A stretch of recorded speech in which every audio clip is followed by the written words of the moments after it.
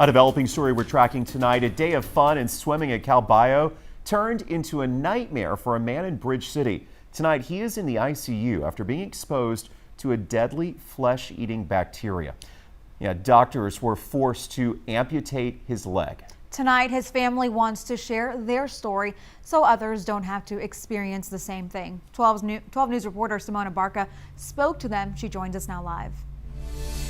Brenda, the Abney family has been swimming, boating, fishing in the Cow Bayou for decades, but after this incident, they say they won't be going back out there anytime soon.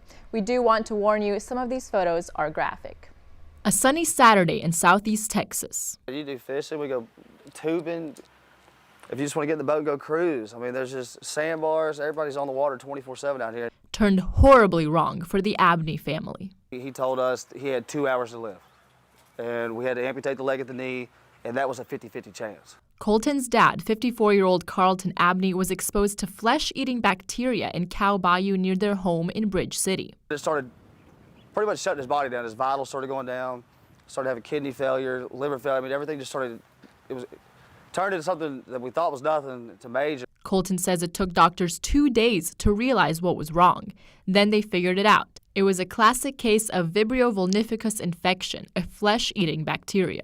It is very common in Gulf of Mexico because of the warm temperatures, because of the warmer water temperature, and it is very common, and it is increased in incidence during summer months. Dr. Ashwini Kuknor, biology professor at Lamar University, says that while it's not common to be infected with the bacteria, they thrive in the southeast Texas climate. They are in water, so they are always there. It just it matters whether their numbers are very high, that wherever you're swimming or doing your water activity, that you're exposed to more of it.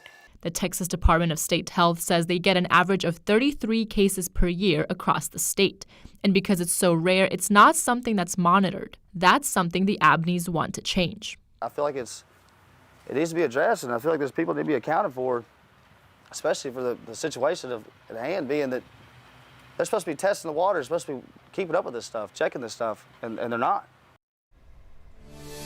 Carlton's wife tells me she will continue advocating for local officials to monitor and warn people about bacteria levels in recreational areas. Until then, she and her family wanted to share their story and warn people about what's hiding in the bayou.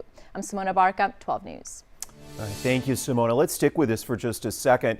Right now, we can tell you doctors are actually working on a vaccine for the Vibrio bacteria. Experts think more people will need it as water around the globe gets warmer. The vaccine, though, wouldn't be ready until 2030. That's according to the Texas Human Health Services website. It says the bacteria needs a combination of warm, salt, and fresh water to survive. Bays are typically where Vibrio will grow and thrive. Symptoms typically appear after 16 hours up to 7 days of exposure. They include blistering, swelling, fluid buildup, and sepsis. You can contract the bacteria through ingestion from an open wound, something even as small as a paper cut.